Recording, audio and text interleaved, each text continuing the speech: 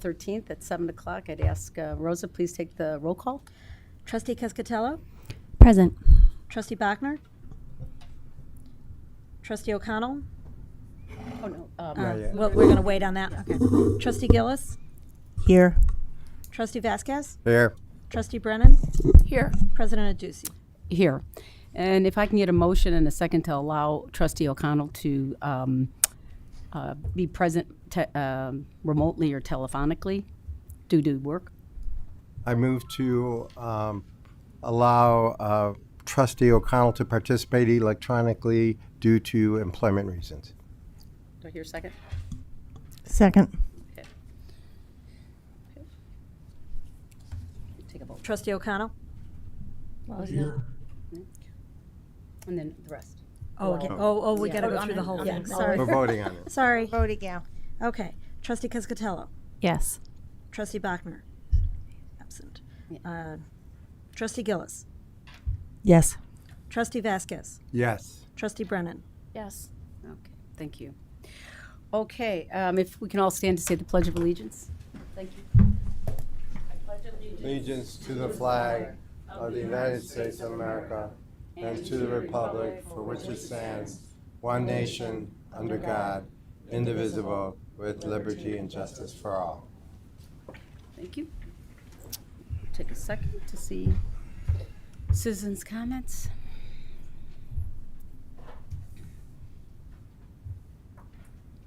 Thank you, Madam Village Administrator. Okay. All right, Homer. Welcome again. Yeah. It's on? Okay. Yes, it is. Good morning, everyone. Good morning. No, good evening. Oh, yeah, good evening. Thank you. It's been a long day dealing with veterans and benefits. So I had sent out an email about the upcoming events we having, the picnic parade. Also, we have a raffle going on with the Chicago White Sox because they donated 4 tickets to our organization to help support our cause. And also, we have an educational home buying with our partners with U.S. Bank on May 15th. So I sent those flyers out, and we got more events to come. And also, I managed to talk with the liaison of the Illinois National Guard. I sent it over to Trustee Gillis, Lisa. Excuse me, I'm sorry. It's been a long day. So if y'all want to request for y'all parade, I sent you a link and everything. So. And I just wanted to bring it to your attention, and thank you so much. Well, thank you. Thank you, Homer. Yep, we'll keep those, try to advertise those too, maybe in our newsletter if it's helpful. Okay, thank you. Thank you again. All right, there is no other citizens' comments, so we'll go to our public hearing first before our, right? We'll do the presentation before the hearing. Right, okay, so let's do the presentation. Okay. This is for our 27 operating budget, and then we'll do a public hearing.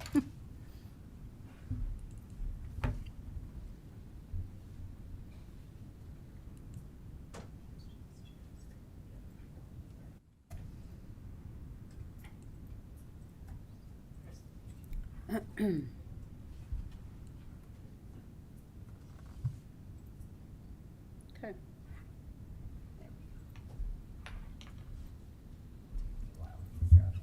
I know.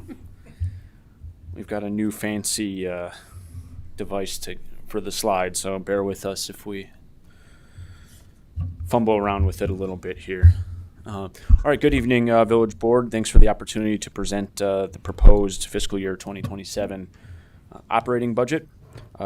Finance Director McAdams and I will be going over in detail primarily the general fund, which handles our operating expenses, as well as kind of a follow-up to our conversation from a few months ago on the capital funds, capital projects, and a couple updates from what we presented back in late January to the Village Board.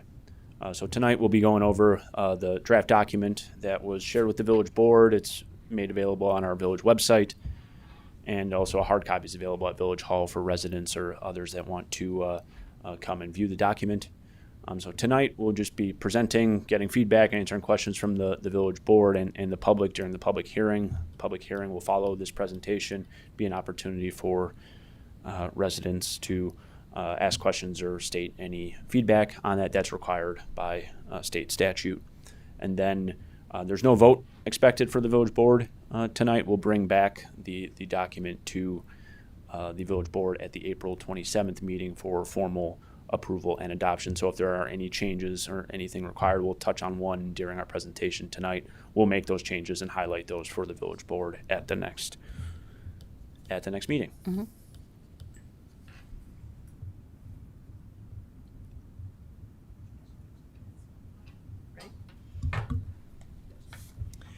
Good evening, everyone. I gotta evening. get Good used to evening. these microphones. Ooh. Okay. The village remains in a strong financial position due to the sound fiscal policies and decisions over the past several years. I want to thank the Board of Trustees for their continued support and strong leadership, and acknowledge the hard work and good stewardship of the village staff. Oh, there we go. There you I did that. In managing our operations. So tonight, we're going to take a look at the village's current budget, the village's current budget, fiscal year 2026, has received the Distinguished GFOA Budget Award, and the fiscal year 2027 budget that you are now looking at, that we will be presenting tonight, is designed to continue to receive this prestigious award. The village board's goals and accomplishments are contained in the budget. These goals and each of the department's goals speak to the village's 3 guiding principles, which are to ensure that the village provides a safe and welcoming community for its residents, business owners, and institutional partners, enhances the property values through the strengthening of quality of life, and implementing strategies to stabilize property taxes. And as we go through the budget, you'll see, or as you've reviewed, each department's goals will align to that. So here, moving to a snapshot of of the general fund. It is important to note that this is the main operating fund for the village, and the fiscal year 2027 budget is balanced as presented. We anticipate that revenues will increase 6.89%, and recurring expenditures will increase 6.72% in fiscal year 2027. Some of the larger non-recurring expenditures listed will be financed from fund reserves. As a result, the general fund operating budget is presented balanced for 2027. Some of the non-recurring expenditures include $310,000 for a portion of the annual IRMA contribution that each year continues to increase as time goes on. Close to $130,000 with equipment funded through the general fund because it is not part of our SURF because it's a brand new purchase. And then $360,000 for pedestrian safety improvements on Lake Street that we've already gone through and discussed. So here's a snapshot of all our general fund revenues by category. The total revenues increased by 6.89% over last year's budget. Increases in license and permits, as you can see, is significant, and that's with the anticipation of building permits from the Madison Street development. And increases in taxes are from our increases that we've seen in sales and non-home rules sales tax.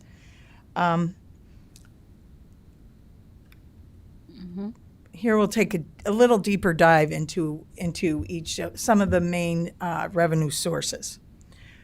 Our property taxes include a 1.61% increase. The annual levy increase is based on the maximum of either 5% or the annual increase in the CPI, whichever is lower. As we recall, when we presented the levy back in December, the CPI increase was 2.9. So the village board voted to increase the levy by 1.9% to ease the burden on taxpayers. The revenues that are going to be budgeted in the fiscal year 2027 will be the second half of the 2025 levy, which will reflect the levy that that was approved in December, and then the second installment will be collected in February or March of 2027, and that will be 55% of the 2025 levy. So as I said, state and non-home rule tax revenues have increased due to the increase in the CPI, which was 2.7 for the last 12 months ending in December. Even though this is lower than the last 2 years, sales tax revenues are expected to continue to remain strong. Future estimates are conservative because of the uncertainty of our economy right now and future state legislation. This budget also includes the 1% local share of grocery tax. This is included in our sales tax number. As we take a look at income tax, the budget includes a 1.73% increase in our income tax, and that's based on IML, or the Illinois Municipal League's estimates right now. Now, I'm sure maybe you're not aware, but the fiscal year 2027 state budget does have a request in it to reduce the local government share from 6.47% to 6.28%. Even though they claim it won't make any changes to what the distributions are, we're going to keep an eye on that. But for right now, we have it at the 6.47%, the expected revenues. Ambulance billing is one of our other big revenue sources, and that budget we allocate 60% to the general fund and 40% to the SIF fund to help fund future street improvement projects.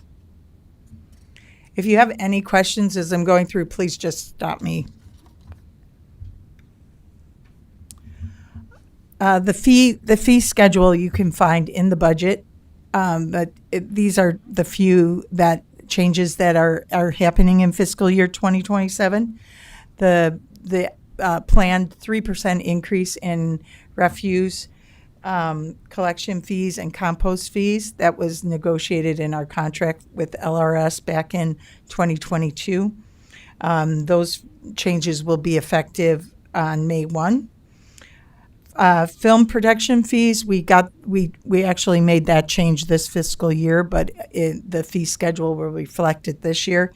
It went from increase $200 for the base fee, and also an increase of $250 per day of production. And a new fee was added for all we've got, I believe, 8 new ones so far. I think 8, and more expected next year. But right now, the EV chargers, there's fast chargers and there's the regular chargers, and those fees, the charging fees just to use it have been implemented, and then the overstay fee has a maximum now of $70. Mm-hmm.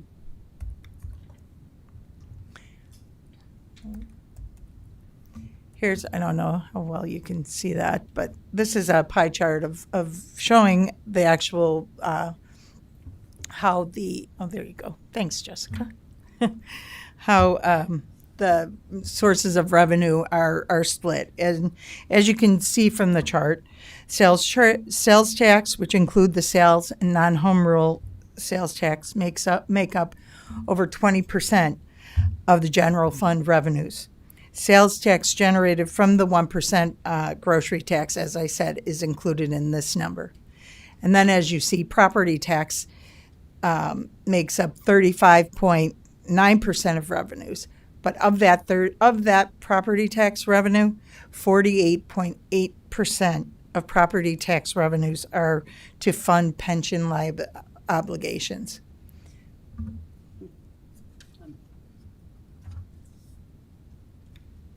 Here's a better view of the property tax distribution.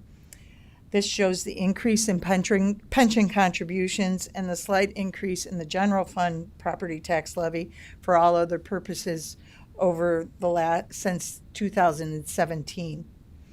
This is increased. The village portion of property tax received is allocated as shown above. The expectation of the police and fire pension, which we are beginning to see, is hopefully to becoming more consistent and stable with the new consolidation of the investments for both of those downstate pension funds.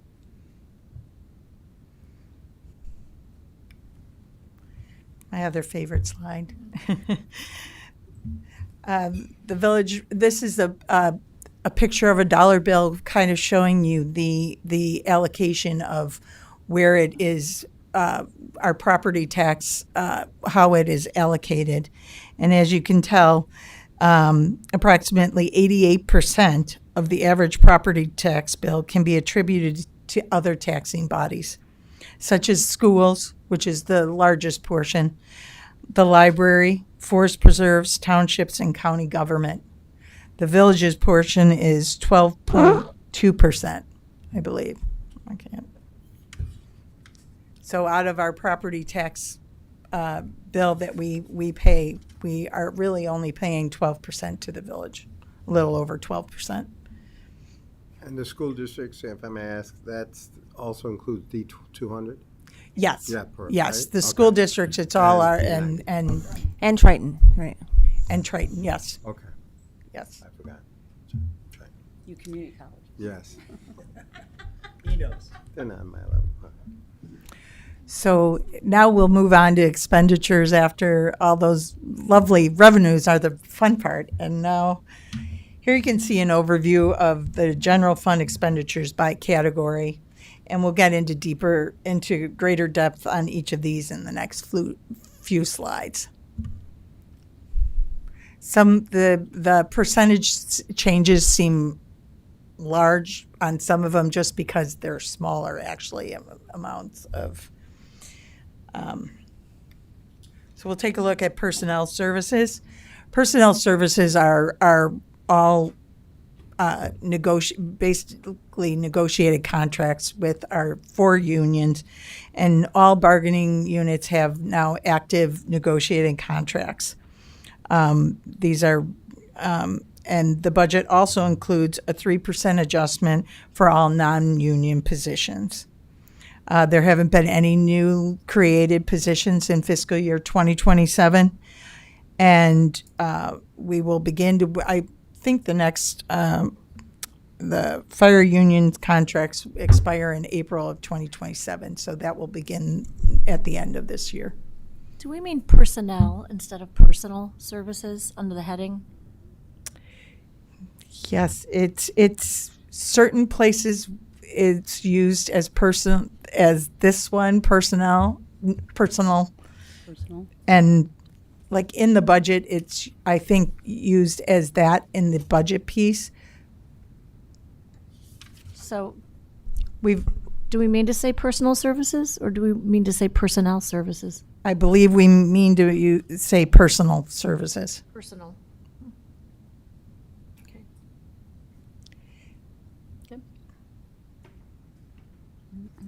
I mean, that's how it's always been written in the budget. Okay. I was just hearing you talk about personnel, and then I I was know, reading I'm- personal, and it didn't make sense to me. Sorry. It is personal services here, and then when we refer to personnel, like the number of employees, then that's where it kind of, it's, Okay. any questions? No. And here we are on benefits. As you can see, this has increased 3.6%. Pension contributions are based on the previously approved pension funding policy and the recommended actuarial determinations.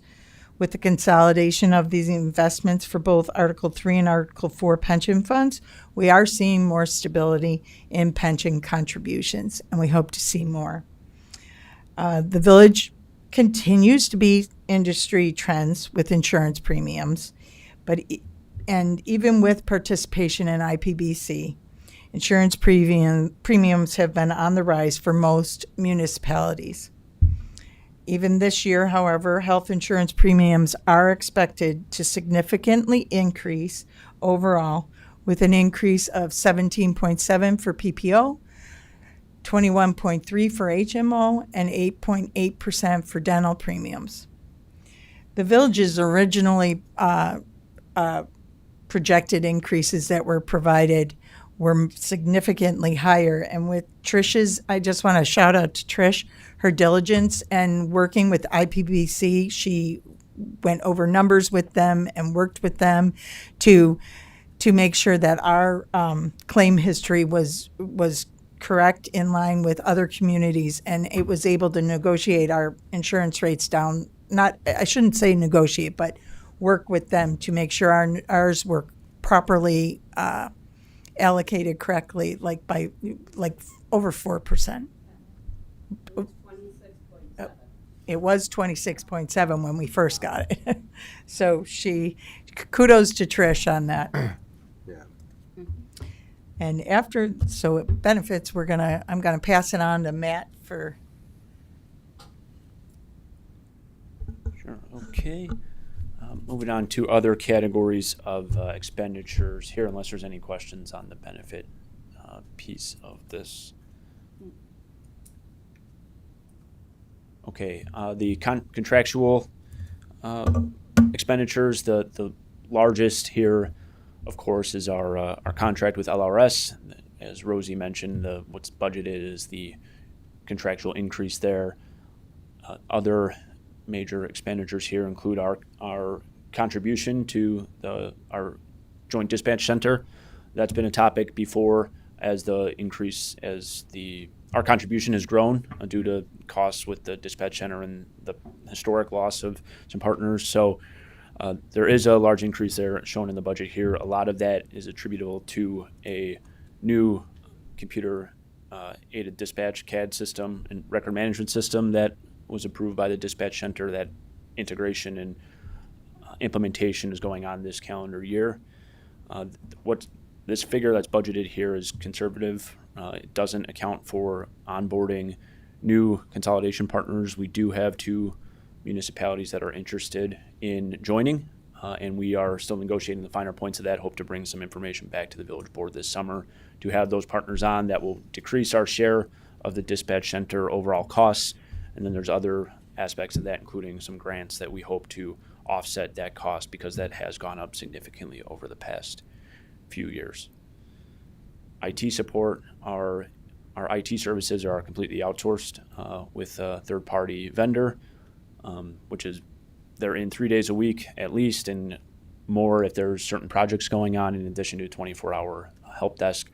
Our current vendor's been doing a great job, used across all of our departments, and that's about the same as it was in the past last year with this same vendor. And then liability insurance, we are members of IRMA is our insurance pool with other municipalities.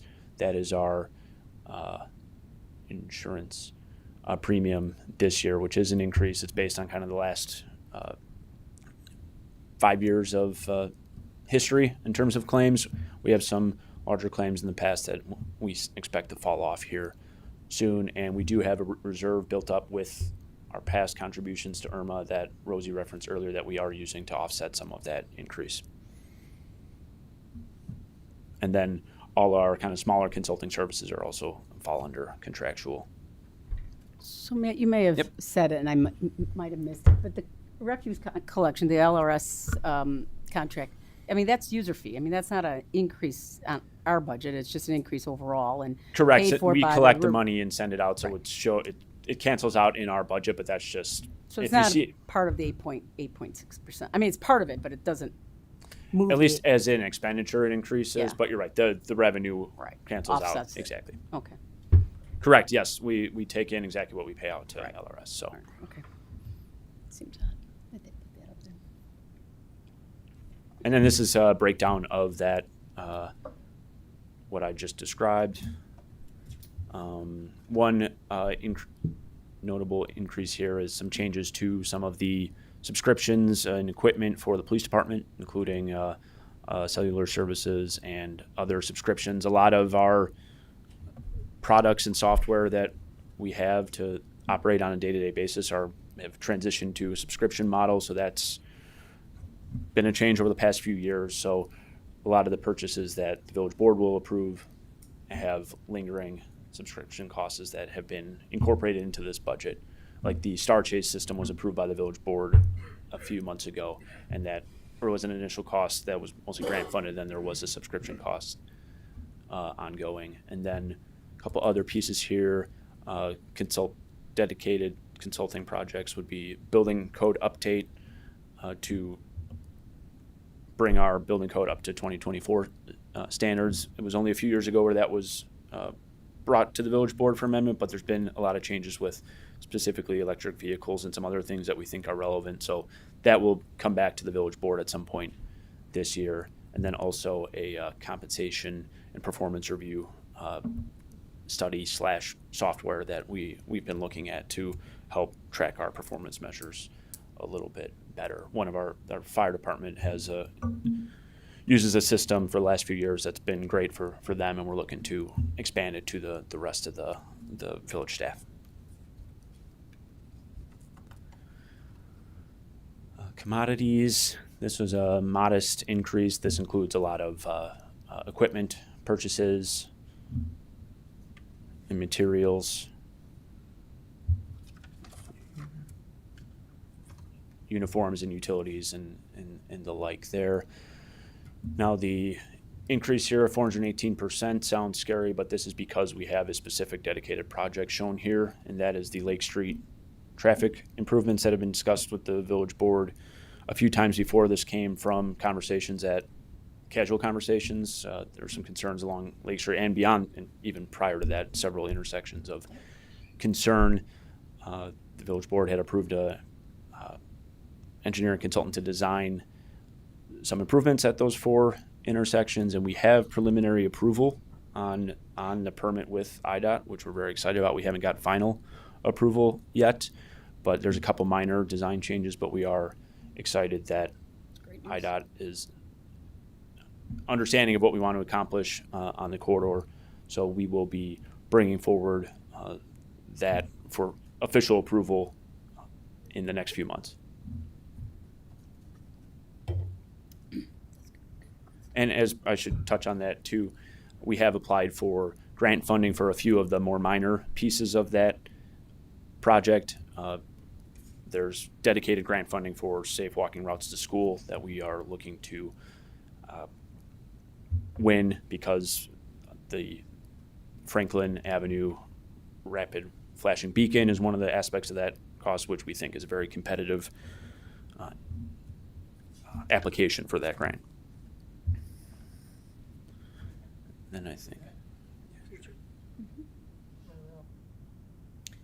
Yeah, you can. He can't read my scribble. As you see on the screen, it's the 3-year projections. To clarify from what you have in your packet in the on the 3-year projections, there was a grant revenue that was projected in fiscal year 2029, and it was left in the projection by oversight, and it actually was moved into the SIF fund. So this is the correct projected balance for 2029 with the fund balance, which still leaves us with over a 30% fund balance reserve. So even though we're going to correct the projection for the final budget, so you'll be able to approve the correct budget. numbers for the projection. As we always say, we estimate, we're very conservative when we budget, even with our projections. So it's hopefully, as we always do, we budget conservatively, and then when we come back, we end up with a surplus. So Rosie, are you projecting a drop then in 28, but then an increase in 29? No, I'm projecting deficits in Okay. both out years. Both out. We're projecting, the 2027 budget is balanced with non-reoccurring. Now, 2028 and 2029, with what we have planned with increases with the CPI and whatever, this is what it's showing based on salary increases. Like I said, we budget 100% salaries and benefits, and in this world, we very rarely have 100% full capacity. Okay. But this is what I'm projecting. Even with that, over 3 years, right now we're at at the end of 2027 budget, we'll have 39.95% fund balance reserves, and Way over, Okay. yeah, so so way over than the, statutory requirement. Okay. Before we move on, oh, can I ask you how inflation is accounted for in our projections? we go based on, so it was 2.7 over the last, so we did 3% for fiscal year 2027, and the out years we used 2%. So, and each year we change that. When we look at our SURF, we basically, for our larger, vehicle purchases and equipment, we discuss where we think it's going and what's the rates of inflation. So they do get adjusted each year based on where we think we're going. So it's a work in progress always. Any other questions on that? Okay, now you can, now you're back on budget. Okay. The budget is not just the breakdown of all of our revenues and expenditures. There's a lot of narrative pieces and information that is included in there about what our departments do under the village's guiding principles, in addition to a lot of information about performance measures and activity over the year. You can go see how many building permits are distributed. You can see how many tons of leaves were removed by the Public Works Department and what response times. There's a lot of information in there, and also outline of individual department goals with under the village priorities. So we've got a list of them for each department. I won't go over all of them. A lot of them the village board knows about. A lot of them are ongoing programs and services that the village provides, but we, as part of receiving the kind of distinguished budget presentation award, we need to highlight these. Also, it's good to remind ourselves and the board and the residents what these numbers translate to into new events, new programs, new services that residents see on a day-to-day basis. A couple of the fiscal year 27 goals I've touched on. Economic development is certainly a hot topic, and that's that's administration's top goal this year. Negotiating a new contract with the fire department later that fiscal year, implementation of the new building codes, and then a little bit of a recap on the current fiscal year. We had a few new community events. We initiated a program for small businesses with our TIF district, and just the general work that we do every day to support what the village board and the advisory committees do. Police, once again, was successful in receiving a grant from the Illinois Attorney General to help with combating retail crime. They've been successful the last few years to acquire that, to get some new equipment specifically designated on protecting our retail stores, specifically at the town center. And then a lot of these are just continued work to upgrade our technology and work with our partners like Thrive and other entities to make sure that public safety is our top priority.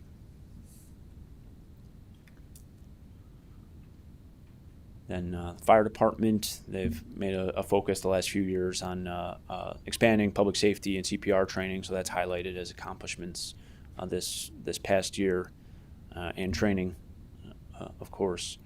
A couple things to look for this upcoming year. We'll be looking to promote and expand some emergency communications system that Deputy Chief Bohennig's been working hard to learn more about with our new record management system under the fire department that has a lot of capabilities and a lot of ability for residents to let the fire department know if they have specific circumstances or challenges with their family or homes that the fire department needs to be aware of to help with our response.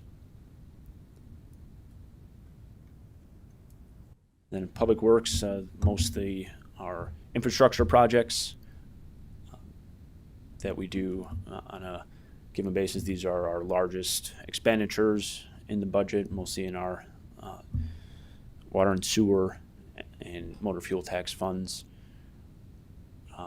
As Rosie mentioned earlier, we've installed new electric vehicle charging stations at the Metro West lot and over here at 418 Franklin that have already been used quite a bit, so we're very excited about that.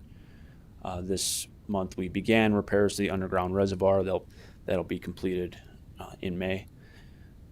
And we continue to promote our lead service replacement and reimbursement program as we encourage folks to fill out the survey, or people move into town or are making improvements to their homes. Jack and the Public Works Department will make sure to encourage people to take advantage of the program that we have out there. And we have, as mentioned in the CIP presentation, we have expanded that amount to help if more residents seek using that program. And then this year, we'll be continuing design on the Washington Boulevard improvements. We have a grant application in to help offset costs for that from Cook County. Lake Street improvements that I touched on earlier will be a big focus that we hope will be constructed this summer. And then installing a new water main on the 0 and 100 blocks of Franklin Avenue. That project is currently out to bid. We will be bringing that forward either at the second meeting in April or the first meeting of May. That's a large project that will help identify or help resolve one of the issues that was identified in our water system study in 2018, one of our smaller water mains in town, so that should improve service and reliability of that line. And there was a community meeting for the residents on those 2 blocks last week that Public Works held to kind of explain what to expect for that project. And then also the yearly programs and sidewalk and street improvements actually began today. We've started budgeting a little bit of money to kind of straddle the year so that we can have our projects out to bid earlier than other municipalities. We've seen that we get more competitive pricing, and we're done with construction faster than a lot of our neighboring communities because of that. And I think our budget now reflects that kind of timing, because it's a given year is in 2 fiscal years.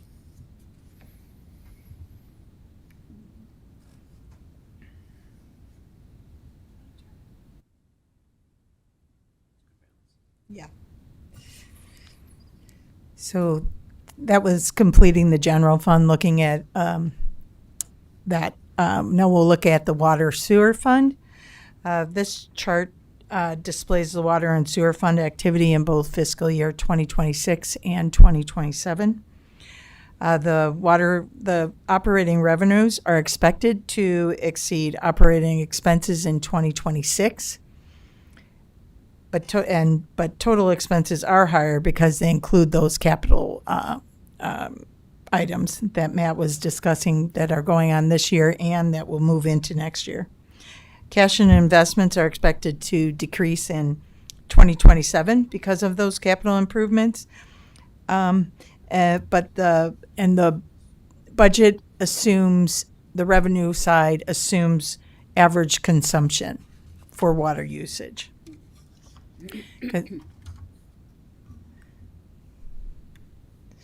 So if you take a look at this slide, this is Matt mentioned some of these projects, but these are the projects that were presented to you in the CIP. The biggest one is that water main replacement that he spoke of, which is over $1 million, which that's that is partially grant funded. We look for grants for every project that we try to complete, so that we don't hurt the water fund and try to keep its fund balance healthy.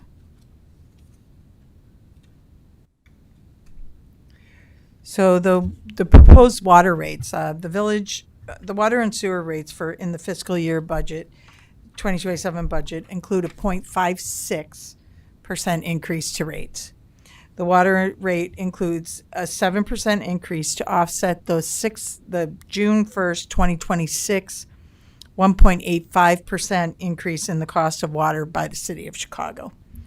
The city has the right or in our agreement to increase rates on June 1st of each year, either by 5% or the increase in the CPI, which is lower. And this year, the notification was 1.85% increase. These rate increases are only pass-through costs and are not for future capital needs. Future rate increases may need to be reviewed based on major initiatives such as the maintenance of village capital infrastructure. So we look at like I said, we look at grant opportunities and low interest loans to avoid putting any future burden on residents.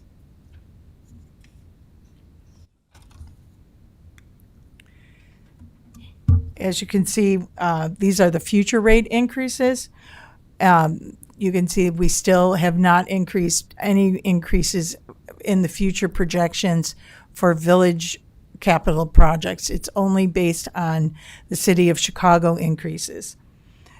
These are reviewed annually to determine if the targeted fund balances meet the recommended 25% policy.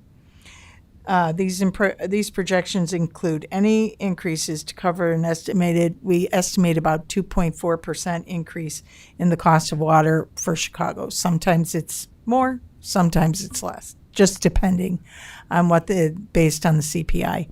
This will change I believe in 2030. The way Chicago is going to be billing or charging is based on yeah. Whatever. They're going to charge us. Chicago is reviewing how they are preparing for their future. So they're looking at different standards. Staff had attended a meeting last fall where they presented kind of their preliminary look at what that would look like. River Forest is in a good position, literally, since we are close to the city. We neighbor the city. Our distance and some other factors work in our favor. So with this model that they're considering, it should not have much of an impact on our system. They're more preparing for some of the larger systems that are coming online further out in the suburbs. But we'll be monitoring that closely because that will have a big impact on our residents. But our projections still include just the rates that we have been following with Chicago.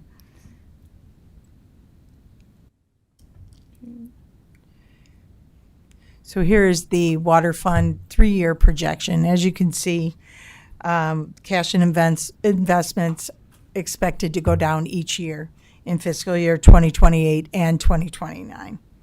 So we will have to look at our projects, what grant revenues we can receive, and hopefully continue to find those grants so that the needed projects get funded, or we have to look at rate increases, which we try to avoid at all costs. Any questions on this? It's quite a change between 28 and 29 and the ending cash and investments. Yeah. It's that. So what's shown there has some projects that currently don't have grant funding to accomplish, but we wanted to include them so that we have them in there. That's why that cash does decrease so dramatically. So the out years, as Rosie mentioned, we are conservative about those projections. So those are some of the projects that we'll be continuing to seek grant funding for. When we get to those points, we'll continue to defer those projects as necessary.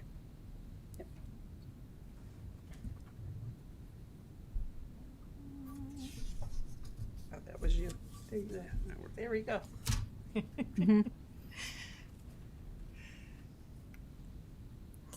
So now moving on to the pension funds, I've spoke briefly about that already. But as you take a look, there's actuarial analysis prepared each year, and future contributions may be adjusted on the actual results. So each year we estimate, and this year we're estimating 1.29% increase for police and a 1.10% increase in the fire.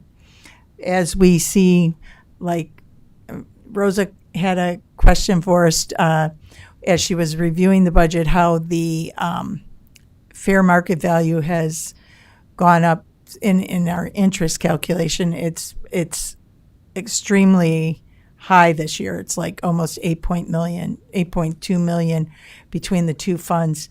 They've had a very, very good year on increasing their investment. So that will affect our actuarial report, whether we hope that brings it down.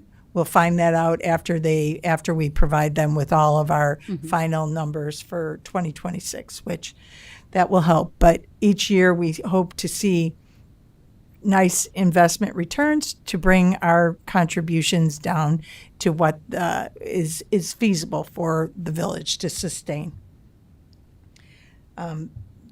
As I said before, also they've both been consolidated, and so their investments are now held through the state.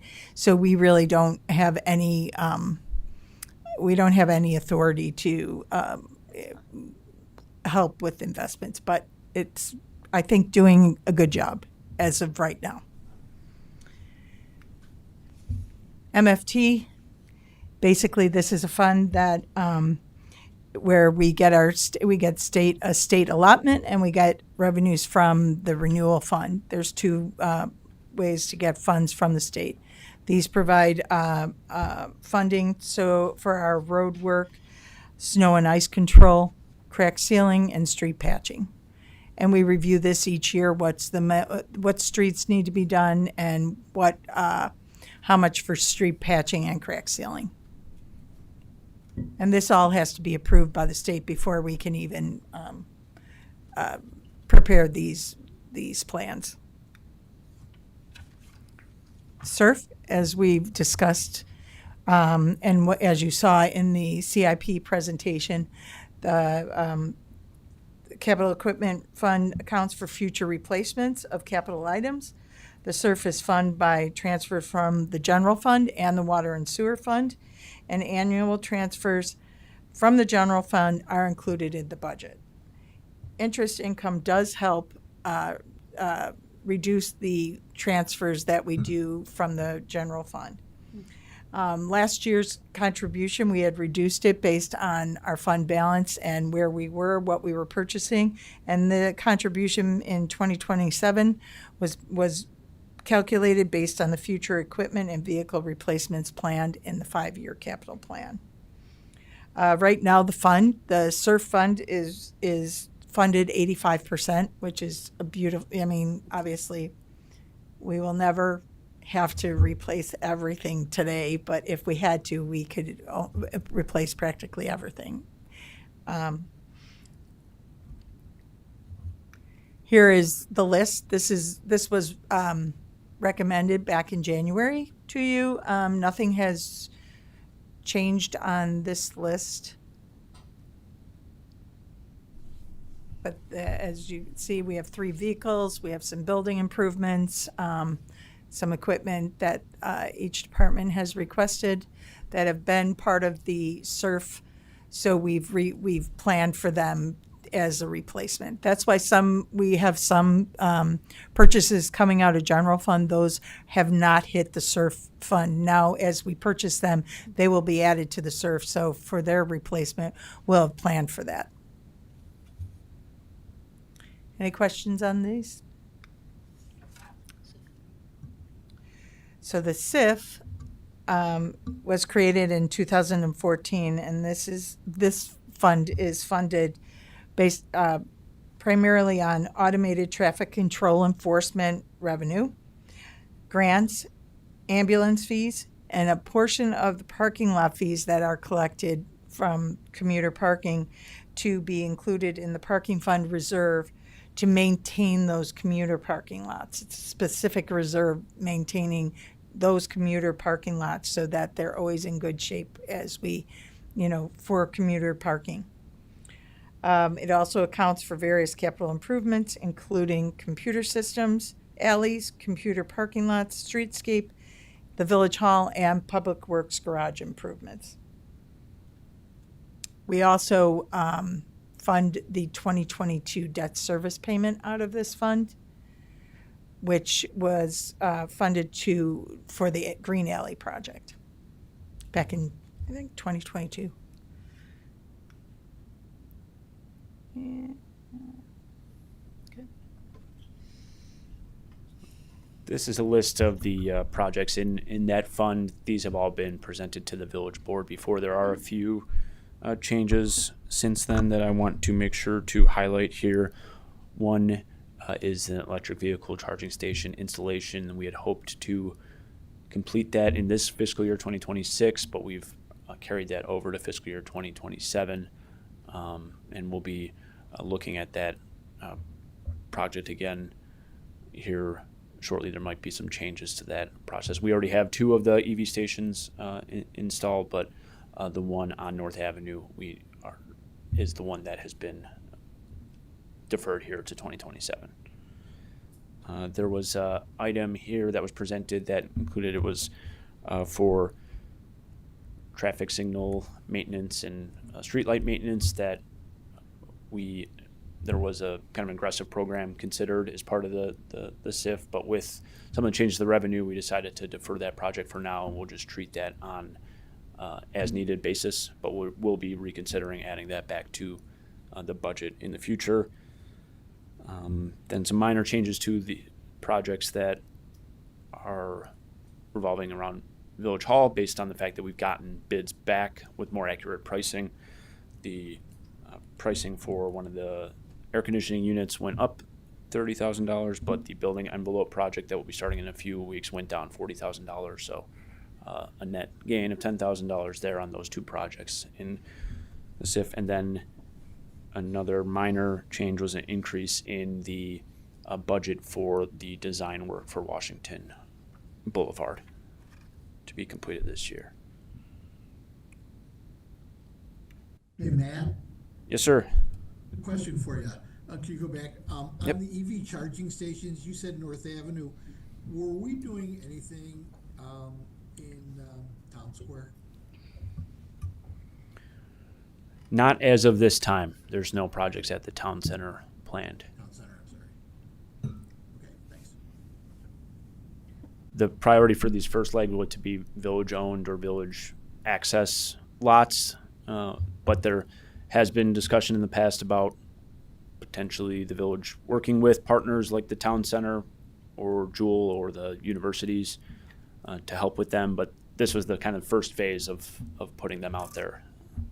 Thank you. No problem.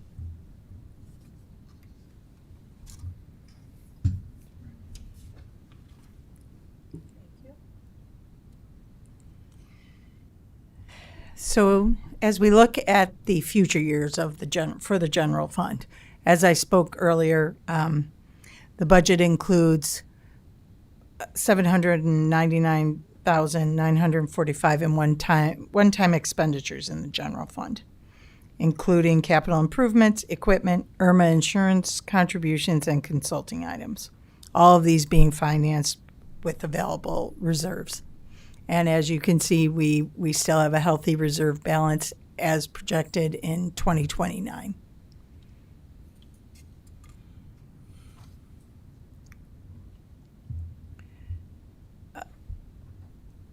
Expenditures, we will continue to try to work with our third-party IPBC to make sure our health insurance rates are in line with what we should be paying. We budget conservatively, like I said, and we strategically draw down on fund balance for non-recurring expenditures.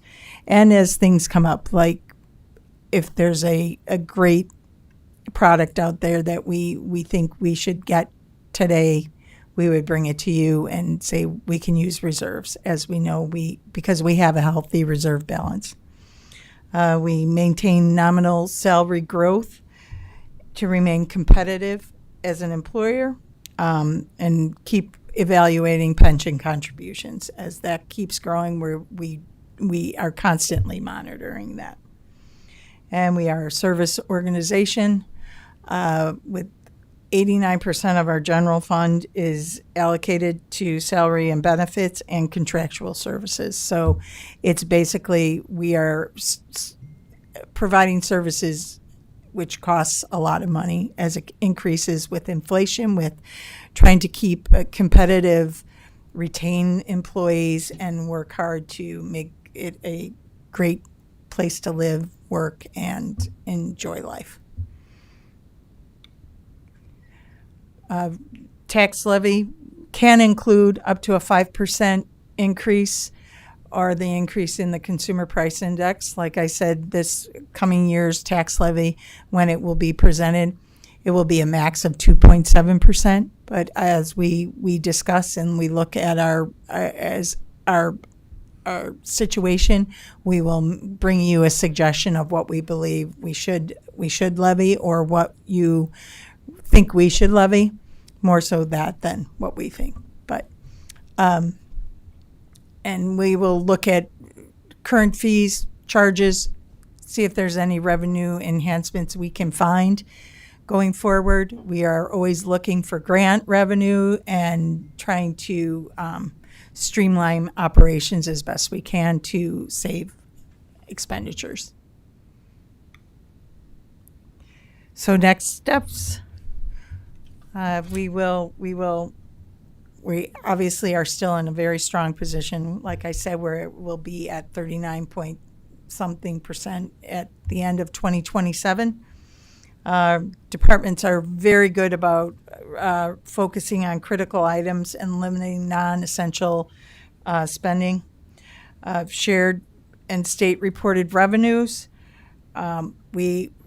We estimate, because we're 3 months lag, so we're like today our revenues that we receive in April are really for January. So it's a 3-month lag. So we will really know what our total revenues for 2026 are not until August. So we try to predict based on what IML can give us and other predictions. Rosie, can I ask you, how long have we been on a 3-month delay? Pardon me? How long have we been on this 3-month delay? Like, 20, 30 years. It's Really? so the It's that far back? state collects it, or Okay. you have to, you have to put the money, like, so if you're a business, you have to file your sales tax into the state. That's due in February. If it's for January, it's due February, and then the state collects it, and then they have to do so it's always 3 months in arrear for many revenues. Not all revenues are 3 months, but those larger revenues, sales tax, non-home rule, income tax, we actually get the month after they receive it. So that's a little. Okay. So we don't accrue for income tax, but we do accrue for these other larger revenues. And like I said, also we aggressively pursue grant funding. I'm telling you, we today and yesterday we've received like one from IDOT, one from Illinois Commerce. Like in the last 2 days, I'm like, these guys are awesome. Do we have any idea, like, what is the kind of average annual revenue we get from grants? I'm sure it varies. I'm just curious. Is it from It depends on, because it's all based on the project too. So if we're not doing any big projects, then like for this EV station, I know we've received we'll have received like 300,000 or 350,000 in the last. So that's a big chunk of the expense. And I know a lot of projects we say we probably won't move forward with the project if we don't get the grant revenue, because it's just too costly to do this project without it. But it's amazing, there's more opportunities coming every day, so we work on trying to apply for those as we see them. Thank you. Right. Any other acknowledgements? This conducts our presentation. The assembly of the budget and the administration of this document is a team effort, and it involves all the hard work of many members of our team, all of them, every one of them. Right.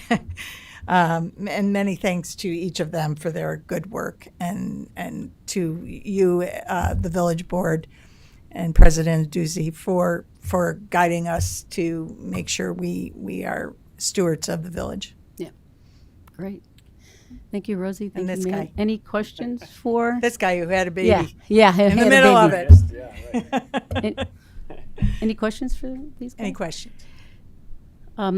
Okay, I've got a few. First of all, thank you so much for putting this together. I do know how difficult it is and how arduous it can be, looking at the detail and rolling it all up into a more summary. So you did a very good job, an excellent job. So thank you to the staff and Matt and Rosie, thank you. Just a few observations that I'd like to give. I mean, like you already said it, we have very few levers where revenue comes in and expenses can go reduce. I mean, it's hard when you're limited in terms of where your money goes out, 90% salaries, contractual services. So where we do have levers, I'd really like us to continue to do the good job that you're doing, and like grant money, that's a great revenue lever. Another great revenue lever, I think, is property taxes. And I know, again, those are kind of set, but, I think anywhere we can find where people aren't paying their property taxes or where there might be an issue, we need to kind of get on that immediately. I mean, and we talked a little bit about the payroll. I just realized they're the only area. I mean, if you look at residential, commercial, and others, they all increased over the 10 years, 10%. It was only the railroad that actually decreased 10% over 10 years. It's interesting. I mean, I don't know if anybody, but anyway, it was an observation, something that maybe a lever we could pull. Another revenue, and you mentioned it, Matt, is sales tax. I really like the idea of really focusing on retail development. Any place that we can increase sales tax is a great idea. Another revenue idea, I don't know, I'm going to look to the chief. Does lift fees help us with that new legislation? Yeah, that's just starting up, so a little slightly. It only affects like nursing homes and assisted living Right. now, but they're looking at changing that. Well, we got an assistant living facility. Yeah. So, that's a interesting. And then on the expense side, some of the things that I saw, I thought, and you mentioned it, Matt, which I appreciate, the E911. Again, if we can get efficient in the E911, obviously we're going to have to spend money to make it, because it's really important calls. We want to make sure we meet our, the emergencies. But if there's a way to get more efficient by adding other communities, I think is a great idea, and I really hope we can pursue that further. Probably another area of expenses, and you talked a little bit about the permit fees. I think that's a great area. Health insurance, I thought, I didn't think about that lever, but I know it's negotiable, so thank you for pursuing those. And then the last, I know we talked a little bit about the lead services. I really like the program 50/50, or not the 50, but a program that we have with our residents. Anywhere we can save money and throw more money toward our residents, we ought to be doing that where they want it, like Lake Street and Washington Boulevard. I mean, if anything comes up day in and day out in our conversations with our residents, it's traffic and safety. So I really like you to all kind of focus, if we're going to have expenses in that area, kind of how do we make our lives better with traffic and safety in River Forest. So those are just some of our observations, but overall, fabulous, great. I mean, it's always good to have a 39% reserve. We're very lucky in River Forest, so but that's all due to all your good work. So that's all I have. So we'll close it, and then we'll go on to the public hearing, right, Matt? Yeah. Okay. Great. Thank you. Yep. Okay. So, Matt, what do we do? You open it and read them. Okay. Okay. Well, I'll open up the public hearing and give it to Matt. Okay, great. Okay. The fiscal year 2027 draft budget was just presented to the village board for review. Pursuant to state law, the village is required to hold a public hearing on its annual budget prior to its adoption. The notice of the public hearing was published in the Wednesday Journal as required. Notice must be published at least 1 week prior to the public hearing. The budget has been available to the public for inspection at the village hall and on the village website. I invite the public to make any comments regarding the budget at this time. The board will consider final approval of the budget at its April 27th meeting. We ask if there's any residents in the audience that have questions. Okay, hearing none, we'll close the public hearing. Okay, I think we'll just have a motion and a second to close it. Can I get a motion and a second to close the public hearing on our operating budget? Motion to close the public hearing. Second. Thank you. Good. Yep, we'll do vote. Trustee Cascatello? Yes. Trustee O'Connell? Trustee O'Connell? Can you hear us? Yes, okay, thank you. Thank you. Trustee Gillis? Yes. Trustee Vasquez? Yes. Trustee Brennan? Yes. Okay, thanks. We'll go ahead and have now the elected official comments and announcements. So maybe Lisa, we'll start with you. Do you mind? I can go. I'm going to go back. I'll do my first ones, the second one first. On April 18th, this weekend, there's the Earth Day Thatcher Woods cleanup from 10 a.m. to 12 noon. We can sign up at the River Forest Park District website, and it starts at the Trailside Museum. And you'd be surprised how much trash is in that, in those woods. So the only way we're going to get it out is if we go in there and get it. Second, I just want to give Lindsay Silver, one of our residents, a huge shout out to her and all of our volunteers who worked at the 6th annual River Forest Community Bike Exchange. It took place yesterday, and it's a really amazing event that showcases how one person can make a big difference. One person, and her husband, who helps out a lot, and their friends, but it all came from Lindsay. The stats from this year's event: 240 bikes were donated, $2,250 in money was raised for charity. 77 bikes were donated to Working Bikes, and more than 50 bikes were registered. I want to thank the village for volunteer snacks. They're very important. I want to thank the village police for coming to the event to register bikes. Megan and Sean did a great job. I want to thank District 90 for allowing Lindsay and her team to use Roosevelt School property. There was a building engineer who had to be there and take in all of the tables that they borrowed and everything, and that was a huge help. I want to thank Robert Lifka for getting us, for confirming press coverage for the event. And something we can talk about in the future, and I don't know if we do this. And I know there's a lot of, we basically, kind of have awards and recognitions for a lot of people. And I know there's the Wednesday Journal, kind of awards and things like that. But I might want to explore some sort of citizen award that we would give to, kind of people, one person that makes a difference. And maybe that's what it's called or something like that. Yeah. So, Our very own. yep. Thank you. We can model it after WGA. I assume you're talking about Lindsay. I would put her up for it, but I'm sure there are others. I don't, I will second that motion. Okay, good job. Yes, I agree. Thank you. Okay. Yes?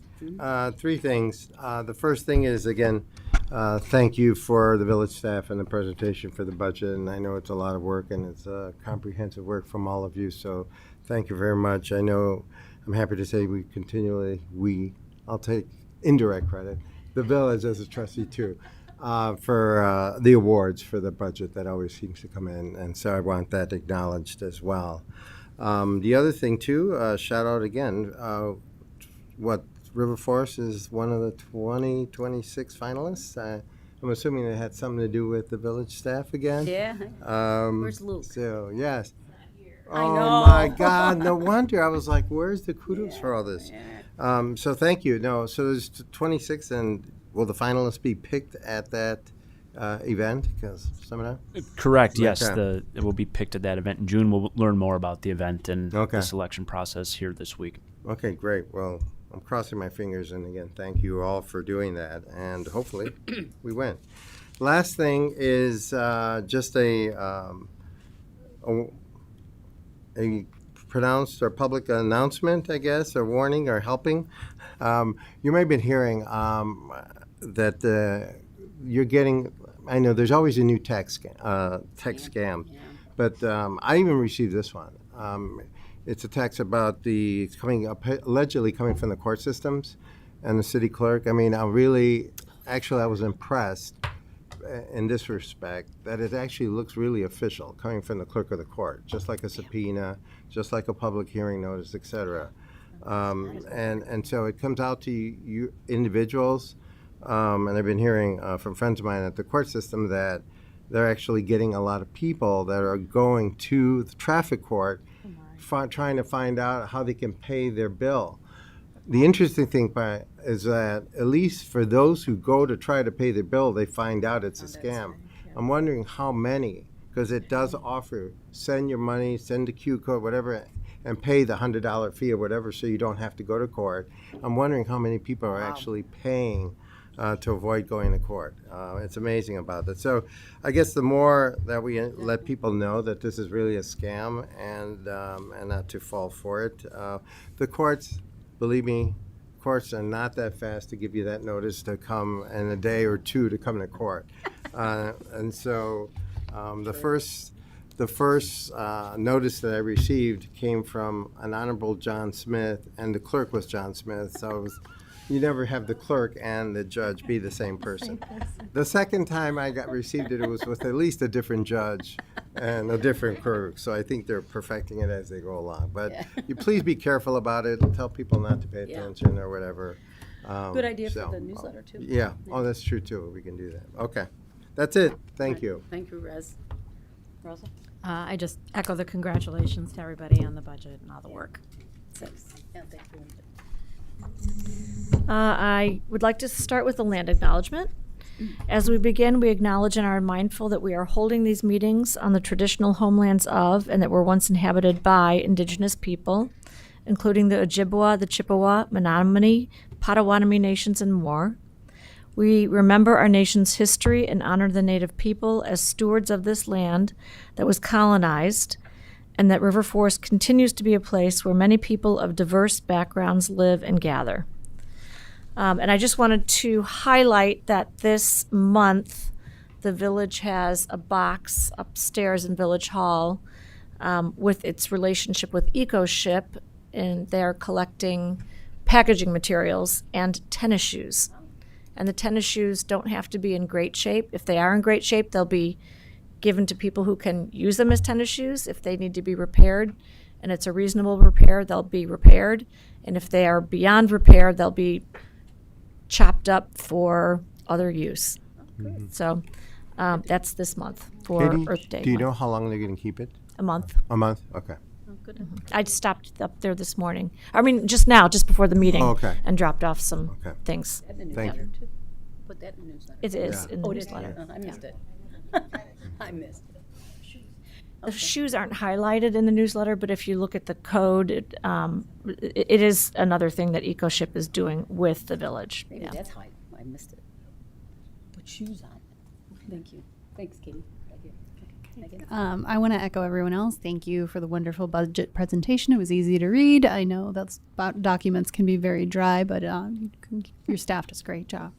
And I agree with Lisa completely, wholeheartedly. I'd love to see a Citizen Impact Award for situations like the bike exchange, where both of my children have donated and received bikes throughout their lifetimes. It's a wonderful, wonderful thing, and thank you to the police department. I'm not sure so many people would register their bikes if there wasn't a police presence showing exactly how to do it at the bike exchange. It's a perfect opportunity for people to register, even if they weren't exchanging a bike that day. And I would like to also say congratulations to the D90 Young Authors. I attended their award ceremony this week, and it was amazing to see all of the different authors from kindergarten all the way through 8th grade, and the wonderful things that they had created. Okay. Thanks, Megan. Bob? Yeah, the only thing I have is congratulations to Rosie and the team on the budget, so thank you very much for all your hard work. Okay, thanks, Bob. Yep, the only thing I have, Megan, you and I met with the collaboration, not that collaboration, Oh, the different early one. child Okay. collaboration. Okay. Yeah, you were nodding. Okay. The other collaboration, the early child collaboration that Oak Park River Forest has. Oh, okay. And we had a great discussion about the participation of River Forest D90 in the village. So more to come on that. Hopefully, Megan and I will hopefully present something that might be reasonable to the board and the River Forest Community Center, and trying to get them some money or funds, not through us, but through other means. So that was a good meeting, and stay tuned.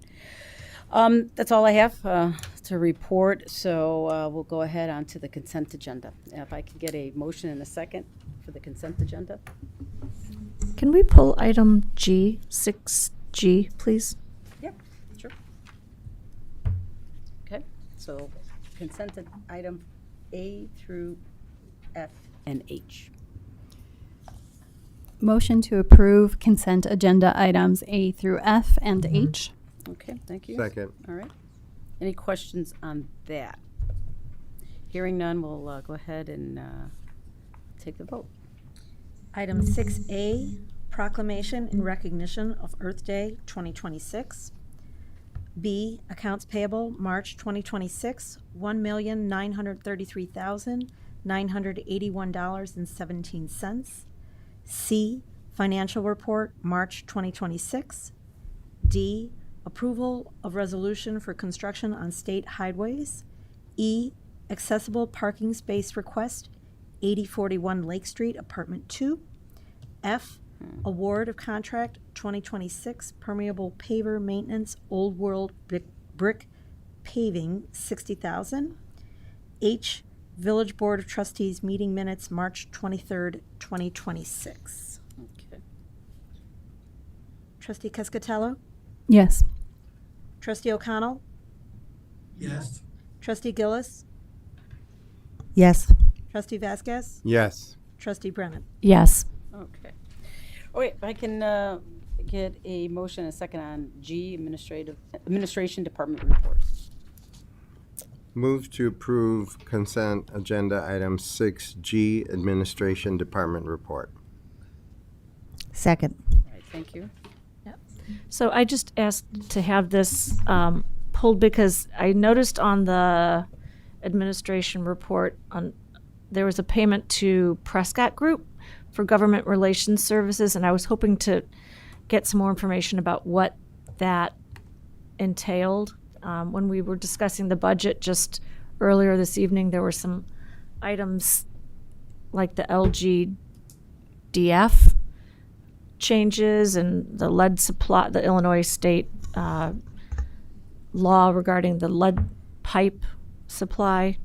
I don't know if that's what this company is doing, but I was hoping you could give some more information. Sure, absolutely. So yes, it is related to seeking grant funding and acquiring grant funding. We've had some issue. Well, we're successful in getting grants awarded to the village, but there's a lot of steps in with the state to get the funds actually released to the village, and we ran into some roadblocks with grants that were several years old, including one that was almost $1.4 million that staff went down to talk to legislators to help to get some help for that. So that's where we engaged with Prescott Group to help get that funding released for the village, and that's what's helping cover what will be some of the water infrastructure projects there. Are they writing grants also, or just helping us get the grants that we already obtained paid and seeking new grants? Mostly helping, not so much on the writing side, more on the obtaining side and making us aware of when they're available.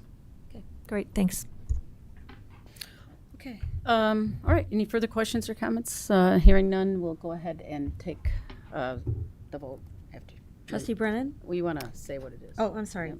Item 6G, Administration Department Report. Trustee Brennan? Yes. Trustee Cascatello? Yes. Trustee O'Connell? Yes. Trustee Gillis?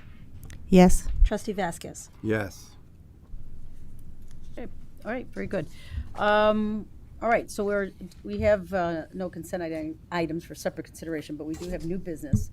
No motion, no action, just discussion on the right-of-way encroachment agreement process update. So let you just do that. Okay, so there's no motion here for the village board's consideration because we'd like to get some feedback before bringing forward ordinance if their direction is there from the village board. Right-of-way encroachment is one of the things that we've identified as opportunities to kind of expedite some of the processes that we have. Another thing that we'll be hoping to bring to the village board here in the next few months is some revisions to our historic preservation ordinance to help make it easier for applicants as well. Right-of-way encroachment, you've seen this on many agendas over the years. This is when residents primarily are installing irrigation systems, sprinklers in the front of their homes on the village right-of-way. We require that they sign a waiver so that in the event that the village needs to make any repairs, that the responsibility is on the homeowner to cover the cost of repairs if needed. Primarily, it's for irrigation systems. There's also the occasional fence or certain driveway construction that requires it as well. The reason that we're bringing to the village board is that our village code is silent on the process for approval for this. The practice over the past decade has been to bring these requests forward to the village board for approval. In our records, 72 agreements have been presented to the village board, and not one of them has been denied. If there were to be a reason for denial, we already would have filtered out those concerns at the staff level before even bringing it to the village board. So that's why there hasn't been, at least part of the reason why they haven't been denied. So what we're seeking, because the village board, the practice has been for the village board to handle these, we want to kind of get the village board's buy-in for the village staff to kind of take control of this approval process so that we don't have to wait a few weeks for a village board meeting to approve the permit and waiver, especially if it's just kind of routine approval and there's not pushback from the village board. So that is why we brought this forward to village board for discussion. If the village board does not have any objections to that, we will work to amend our village code to specify that the village staff, particularly Director of Public Works, would have the ability to approve permits. We have a similar provision in the village code for utility permits that does explicitly state that Director of Public Works can approve those permits, and those don't come forward to the village board. But for whatever reason, our code is silent on this piece. Okay. So, hey, Matt. Yep. I don't have a problem with sprinkler systems because I think that's pretty perfunctory. My question comes to when people put fencing up and landscaping right of ways. Mm-hmm. You know, is that if somebody were to apply and they, present it to Jack, and at that point it's Jack's discretion whether to kick it back to us because he thinks it's too much or too little, or what? Is that how that works? Thanks, Trustee. Jack's making his way to the Yeah. podium here. It's a good question. Thank you for the question. Generally, when something comes in and somebody wants to do something in the public right away, like you mentioned, landscaping or something like that, we make it explicitly clear before they even attempt to go down that path or start looking at quotes or anything like that, that if we have to do something there, we will completely tear it up, take everything out, and do what we can to sort of make it look like it did before, but any financial responsibility would be on the homeowner. So similar in this situation, landscaping or anything that they were to do in the right of way would fall solely on the homeowner. So generally, once they hear that, it doesn't go that far. And we have had things that come across, where they want to do something big. When we make that comment, they pretty much back off. Wait, don't move. Let me ask a question, and let's assume a couple things. Not that we ever get objections here at the village, but let's assume that you were to either grant it or deny it, but the neighbor will be upset with the fence, or the person applying doesn't appreciate the denial or conditions or whatever. What happens at that point? Will they come to the board, or will they? I think there needs to be some mechanism to allow for that. That was For my sure. And the simple stuff, probably, it's never going to come to us. my question was the same. Yeah. What kind of appeals process Yes. might be put in place? So similarly, that is something that we looked at. We do have a similar provision for some other things in the village code where if staff or me denies something, it would then go to the village board. So once staff denies it, they would then have the opportunity to appeal to the village board, and then that would become the process. But again, that's why we sort of wanted to outline, I guess, what we've seen so far is we've had this come up 72 times and it hasn't been denied once yet. So that's sort of why we're just trying to look at it administratively, just trying to make the process easier because of the time frame that it goes through. But I think an appeal process makes sense in the event that there is a dispute from the applicant, so we can incorporate that into Okay.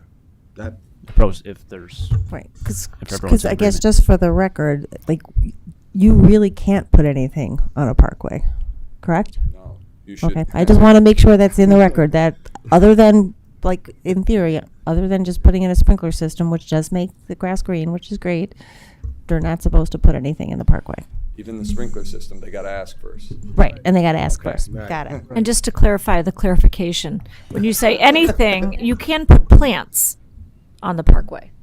You can, however, we caution people, you put plants in the parkway, if we have to come in and do something, we will do our best to fix it, put it back, do what we can. But, if somebody puts in a really fancy plant that's super expensive and, we do our best to try to save it, but yeah, that's something we caution. Okay, fancy plants. Fancy plants. Okay. No fancy plans. All right, very good. Fancy plants. All right, yeah, good That's it. good question. Ooh. Always looking for appeal process. All right, thanks. Any other, any questions? Okay, No. then sounds like Okay. you've got what you needed. All right, so that's all we have. So if we Okay. can, no executive session, so I will ask for a adjournment. Okay. Motion to Move adjourn? to adjourn. All right, second? Anybody second? No one wants to leave? Second. Oh, okay. It's like, who's gonna hit that buzzer? All right. Trustee Vasquez? Yes. Trustee Gillis? Yes. Trustee O'Connell? Change their mind. Trustee Cascatello? Yes. Trustee Brennan? Yes.